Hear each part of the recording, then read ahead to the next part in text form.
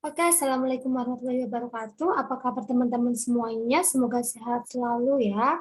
Tolong dijaga kesehatannya karena sekarang masih musim hujan. Begitu. Lalu saya mau melanjutkan kuliah tentang PLBK tentang lembaga keuangan bank. Nah, di sini saya ingin membahas tentang bank, khususnya Bank Indonesia. Nah, Bank Indonesia sendiri pengertiannya adalah Bank Indonesia adalah Bank Sentral Republik Indonesia dan merupakan badan hukum yang memiliki kewenangan untuk melakukan perbuatan hukum. Bank Indonesia dipimpin oleh Dewan Gubernur dalam melaksanakan tugas dan wewenangnya. Nah, kalau sekarang Bank Indonesia ini itu ini merupakan bank sentral yang mengatur dan ada undang-undangnya kalau melakukan kayak penipuan tentang bank itu Bank Indonesia yang membuat aturan-aturan tentang uang di bank seperti itu. Untuk fungsi Bank Indonesia sendiri, yang pertama itu sebagai bank sentral, yaitu mengatur berbagai kegiatan dan yang berkaitan dengan dunia perbankan dan dunia keuangan di suatu negara. Nah, itu tadi bank sentral. Jadi bank sentral itu cuma satu, yaitu di Indonesia sendiri itu Bank Indonesia yang melakukan semua kegiatan terkait dunia perbankan. Jadi, kalau ada anaknya bank, mungkin bank umum ya, bukan bank sentral. Lalu yang kedua sebagai bank sirkulasi, yaitu mengatur peredaran uang suatu negara. Jadi yang pernah saya jelaskan juga, dia itu mengatur peredaran uang. Uangnya tidak boleh lebih besar daripada barangnya, atau uangnya tidak boleh lebih sedikit daripada barang. Nanti terjadi deflasi atau inflasi. Yang ketiga, fungsi bank to bank, yaitu mengatur bank perbankan di suatu negara. Jadi fungsi Bank Indonesia juga selain mengatur uang, peredaran uang, mencetak uang, juga mengatur bank-bank yang ada di satu negara. Walaupun itu bank swasta maupun bank yang dikelola oleh pemerintah. Nah, tonggak ukurnya yaitu bank Indonesia, bank sentral. Jadi semua aturan-aturan bank itu yang buat bank sentral gitu. Yang keempat yaitu fungsi leader of the last report. Maaf, resort. Jadi tempat peminjaman yang terakhir. Jadi nanti kalau ada pinjaman nanti pinjamannya yang terakhir itu di Bank Indonesia. Lalu ini sebagai bank sentral, Bank Indonesia memiliki tujuan tunggal, yaitu mencapai dan memelihara kestabilan nilai rupiah. Kestabilan nilai rupiah ini mengandung dua aspek, yaitu kestabilan nilai mata uang terhadap barang dan jasa, serta kestabilan terhadap mata uang negara lain. Jadi bank sentral itu harus menyeimbangkan tadi, harus stabil. Nah, nanti kalau nggak stabil, akibatnya ya tadi inflasi kalau nggak deflasi, seperti itu. Lalu untuk mencapai tujuan tersebut, Bank Indonesia didukung oleh 3 pilar yang merupakan 3 bidang tugasnya yang perlu diintegrasi agar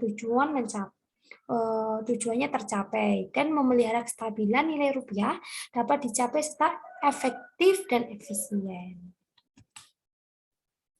Nih, tugas-tugas Bank Indonesia. Ini ada beberapa ya. Ini yang pertama mencapai dan memelihara kestabilan nilai rupiah. Lalu di bawahnya itu ada menetapkan dan melaksanakan kebijakan moneter, lalu mengatur dan menjaga kelancaran sistem pembayaran, lalu stabilitas sistem keuangan, lalu mendukung manajemen intern. Ini merupakan beberapa tugas Bank Indonesia pada umumnya. Nih, tugas BI. Tugas BI yang pertama itu menetapkan dan melaksanakan kebijakan moneter. Apa itu? Yang pertama, menetapkan sasaran-sasaran moneter dengan memperhatikan sasaran laju inflasi yang ditetapkan. Jadi nanti semua aturan-aturannya ada. Track recordnya suatu uang beredar, barang beredar itu ada gitu. Lalu yang D, melakukan pengendalian moneter dengan menggunakan cara-cara yang termasuk tapi tidak terbatas pada yang pertama, itu ada operasi pasar terbuka di pasar uang. Lalu baik mata uang rupiah maupun falas. Nah, falas ini itu mata uang asing ya maksudnya. Jadi tugas Bank Indonesia dalam kebijakan moneter itu beroperasi pada pasar-pasar terbuka, pada uang asing atau di pasar uang rupiah sendiri. Yang kedua menetapkan tingkat diskonto. Nah, yang ketiga menetapkan cadangan wajib minimum. Jadi Bank Indonesia juga misalkan suatu bank swasta ingin membuka bank gitu, bank baru, harus ada cadangan wajib minimumnya yang sudah diatur oleh BI. Yang keempat mengatur kredit dan pembayaran. Nah, nanti kredit dan pembayaran nanti juga yang diatur oleh BI nanti diturunkan ke bank umum atau bank swasta. Yang C, memberikan kredit atau pembiayaan berdasarkan prinsip syariah paling lama 90 hari kepada bank untuk mengatasi kesulitan pendanaan jangka pendek bank yang bersangkutan. Nah, di sini fungsi Bank Indonesia ini terhadap bank umum, ya kan? Jadi dia menggunakan prinsip syariah. Jadi selama 90 hari atau 3 bulan dia memberi jangka waktu segitu agar suatu perusahaan bisa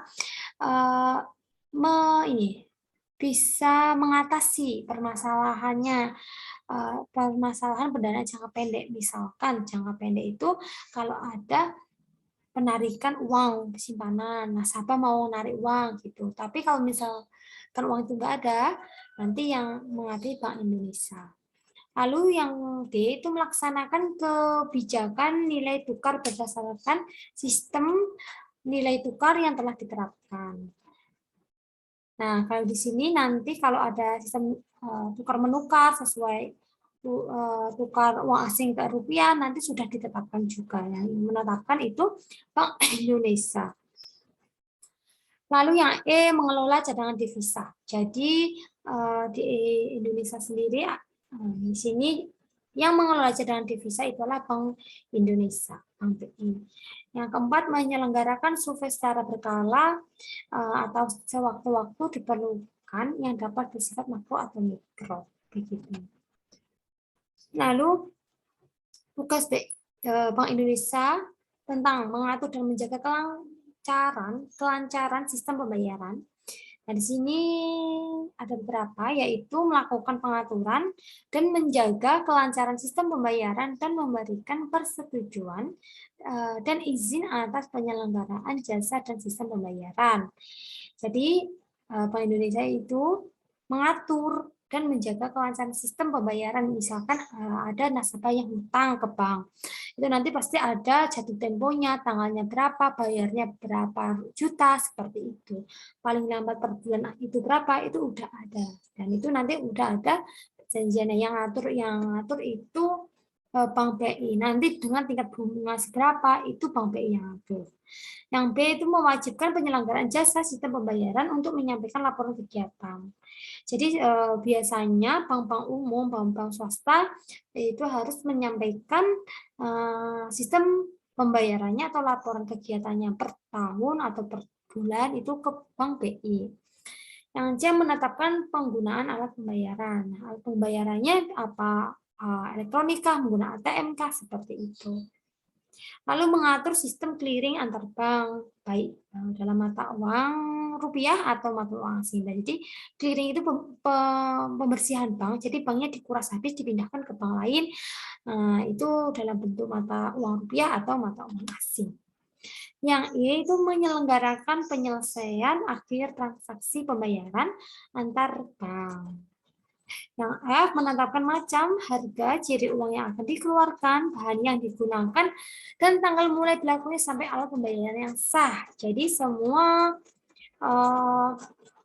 tentang pencetakan, ciri uang, bahan uang itu Bank BI yang atur.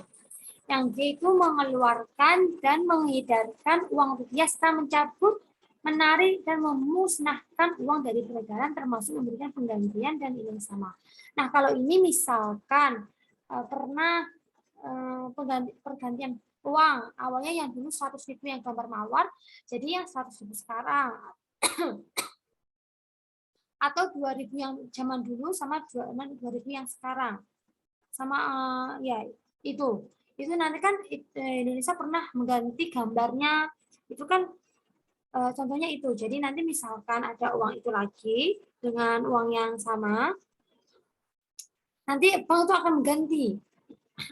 akan mengganti uang tersebut dengan uang baru dengan nominal yang sama.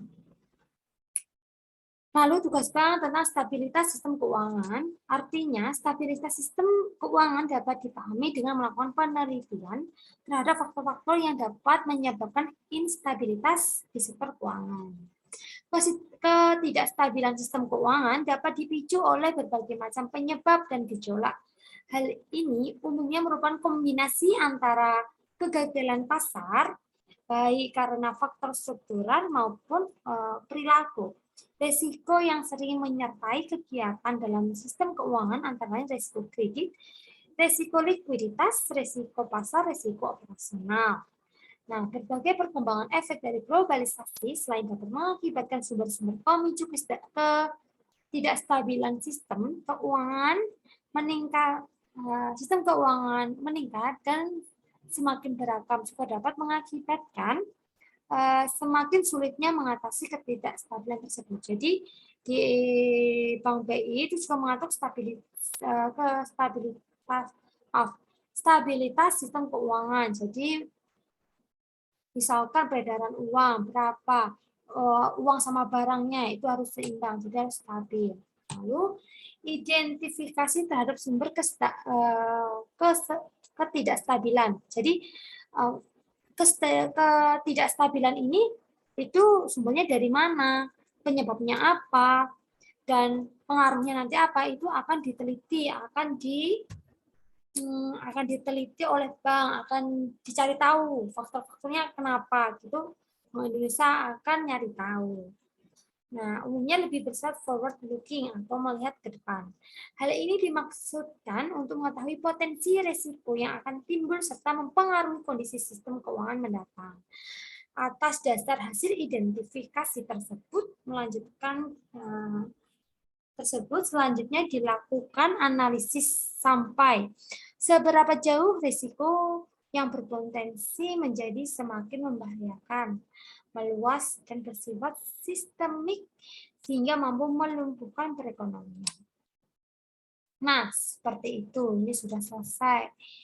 Jadi sekian untuk presentasi atau pemaparan materi yang cukup singkat. Jadi nanti kalian kalau buat PPT juga seperti itu, nanti ada sistem tugasnya, ada laporan makalahnya juga, jangan lupa dikumpulkan begitu.